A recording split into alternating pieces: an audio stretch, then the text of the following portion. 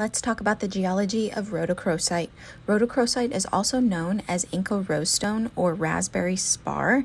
It's a manganese carbonate gemstone that ranges from light pink to dark red in color. Specimens with very pink color and very saturated are used to produce highly desired gemstone jewelry. Rhodochrosite is rarely found as well-formed crystals, so the crystals can be extremely valuable as mineral specimens. Even though it's a manganese carbonate, the manganese is often replaced by iron or magnesium or calcium.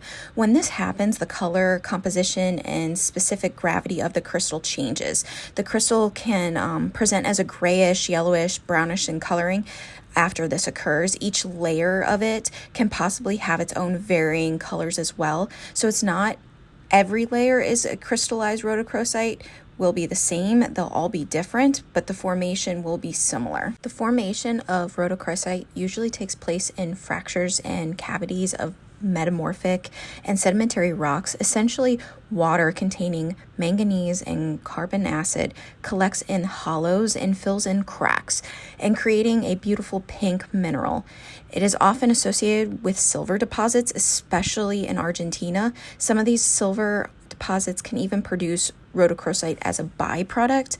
In metamorphic rocks, rhodochrosite can be found in veins, and as it fills in the fractures where it precipitated up from hydrothermal veins, it crystallizes repeatedly, and over time it allows this buildup to build in these beautiful layers and along the walls in the cavities and fractures. Sometimes it can form in metamorphic and sedimentary rocks when descending solutions supply the dissolved minerals with trace minerals.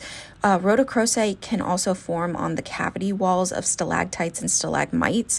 You'll find rhodochrosite crystallized forms in masses, columns, botryoidal, and globular formations, where it's usually the banded ones, really pretty.